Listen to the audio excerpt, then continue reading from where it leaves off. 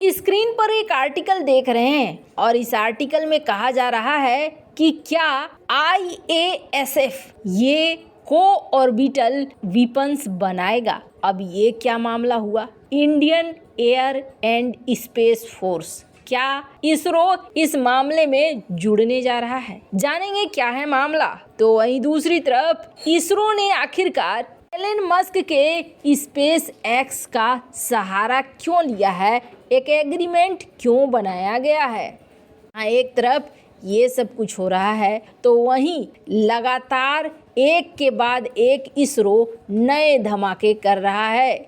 Geopolitics में इस वक्त बहुत कुछ चल रहा है तो साइंस में भी बहुत कुछ चल रहा है। जानने को आपको बहुत कुछ मिलेगा। आइए जानते हैं इन खबरों को विस्तार से। इसरो ने चंद्रयान 3 की सफलता के बाद एक और कारनामा दिखाया है। इसरो ने ईंधन सेल का सफल ट्रायल किया है। इससे भविष्य में अंतरिक्ष से जुड़े अभियानों को लेकर प्रणालियों के डिजाइन के लिए आंकड़े एकत्रित करने में मदद मिलेगी। बेंगलुरु स्थित अंतरिक्ष एजेंसी ने कहा कि केवल पानी का उत्सर्जन करने वाले ये ईंधन सेल अंतरिक्ष में बिजली उत्पादन का भविष्य है। इसमें निश्चित तौर पर आने वाले दिनों में स्पेस कैंपेन को बढ़ावा मिलेगा। विक्रम साराभाई अंतरिक्ष केंद्र ने अपने कक्षीय प्लेटफॉर्म POM-3 में 100 वाट वर्ग के polymer electrolyte membrane fuel cell आधारित पावर सिस्टम का सफल ट्रायल किया। POM-3 का PSLV-C58 से 1 जनवरी को प्रक्षेपण किया गया था। इसरो ने एक बयान में कहा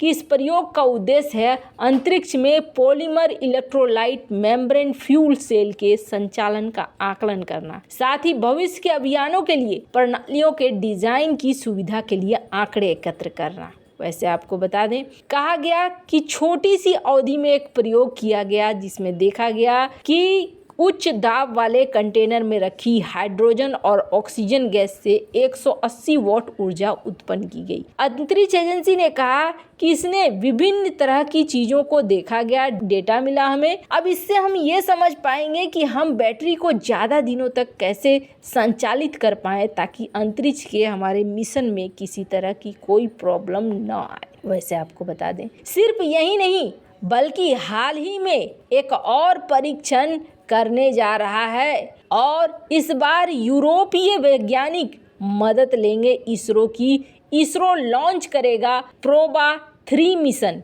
क्या है ये प्रोबा-3? यूरोपियन स्पेस एजेंसी ESA का प्रोबा-3 मिशन सितंबर में भारत के PSLV पर लॉन्च होने के लिए तैयार है। इस मिशन में 2 छोटे सैटेलाइट, एक कोरोनाग्राफ और एक आकुलेटर शामिल है जो लगभग 150 मीटर की दूरी में उड़ान भरेंगे। ESA ने कहा है कि ये मिशन एक कृत्रिम ग्रहण बनाने के लिए 2 उपग्रहों के बीच उड़ान भरेगा। इससे सूर्य के धुंधले कोरोना के नए दृश्य सामने आएंगे। एक नकली सूरज ग्रहण बनाएगा। कृत्रिम ग्रहण के अलावा इस मिशन का उद्देश्य है सौर्य कोरोना और सौर्य हवा की गतिशीलता का अध्ययन करना जो अंतरिक्ष में मौसम की घटनाओं के लिए अहम होगा। प्रोबा-3 मिशन में 2 परिष्कृत छोटे सैटेलाइट शामिल हैं जिन्हें स्पष्ट रूप से अंतरिक्ष में एक अलग स्थिति के लिए डिजाइन किया गया है। एक सूर्य का निरीक्षण करने के लिए कोरोनाग्राफ के रूप में काम करता है तो दूसरा आकुलेटर के रूप में काम करता है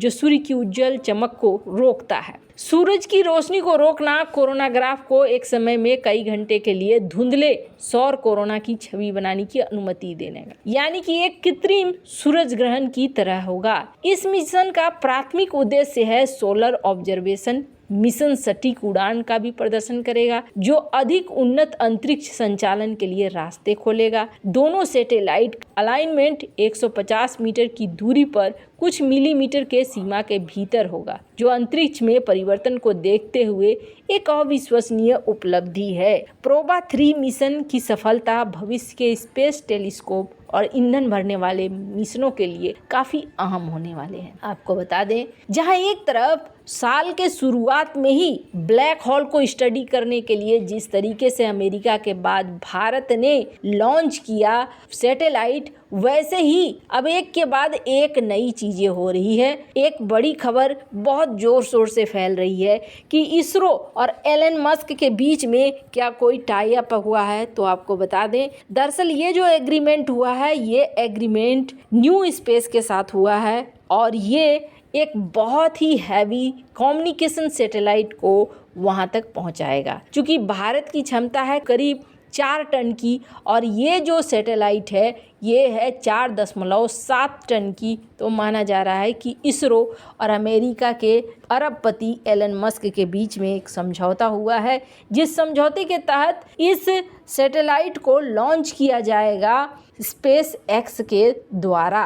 खैर, अब जहां भारत और अमेरिका के बीच में अंतरिक्ष में कई मामले में सहयोग की बात हुई है, तो माना जा रहा है ये सहयोग के आधार पर ही किया जा रहा है। पर एक चीज हो रही है कि क्या भारत की स्पेस एजेंसी बदलने वाली है। अब भारत की स्पेस एजेंसी बदले या ना बदले, पर कहा जा रहा है कि भारत की वायुसेना बदल जाएगी और अब जो भारतीय वायुसेना होगी वो होगी Indian air and space force. भारतीय वायुसेना के नाम बदलने की तैयारी हो रही है। आखिर क्या है मकसद? तो कहा जा रहा है कि इंडियन एयर फोर्स की ताकत अमेरिका की तरफ बढ़ाई जाएगी। भारतीय वायुसेना ने अपना नाम बदलने की पूरी तैयारी कर ली है, ऐसा भी कहा जा रहा है। कहा जा रहा है कि कल की डेट में Indian air and space force के नाम से बुलाया जा सकता है या फिर इसी नाम को अंतिम स्वीकृति मिल सकती है। इंडियन एयर फोर्स चाहती है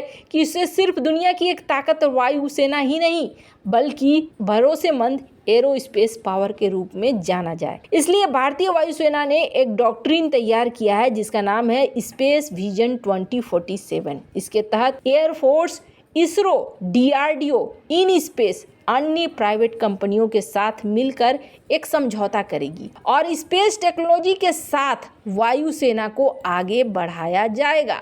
इंडियन एयरफोर्स को उम्मीद है कि बहुत ही जल्द उनकी ये मांग सरकार मान लेगी और भारतीय वायुसेना इस समय पूरी क्षमता और स्वतंत्र निर्णय लेने वाले स्पेस कमांड बनाने की तैयारी भी कर रही है। कहा जा रहा है कि इसके अनुसार 100 सैटेलाइट अंतरिक्ष में तैनात होंगे जो फिलहाल वायुसेना के लिए होंगे। वैसे आपको बता दें 100 मिलिट्री सैटेलाइट के जरिए सुरक्षा होगी, ये भी माना जा रहा है कि तय किया जाएगा। एयरफोर्स ने अंतरिक्ष संबंधी ट्रेनिंग ऑफिसर्स को और एयरमैन को देना शुरू कर दिया है। इस पर काफ़ी ज़्यादा जोर दिया जा रहा है। मार्च 2019 में डीआरडीओ ने मिशन शक्ति के जरिए अंतरिक्ष में पुराने सैटेलाइट को मार गिराया था और ये काम एंटी सैटेलाइट इंटरसेप्टर मिसाइल ने किया था। 740 केजी वजनी माइक्रोसेट आर को अंतरिक्ष में 238 किलोमीटर की ऊंचाई पर मार गिराया गया। पड़ोसी मुल्क चीन काफ़ी तेजी से इस दिशा में काम कर रहा है। वो काइनेटिक ए सेट हथियार बनाने में लगा हुआ है, यानी सीधे अंतरिक्ष में दागी जाने वाली मिसाइल या फिर high powered laser beam jammers cyber weapon. चीन की इस सेना का नाम है People's Liberation Army Strategic Support Force. वहीं अमेरिका के पास स्पेस फोर्स का नाम है United State Space Force. America की सेनाओं से एकदम अलग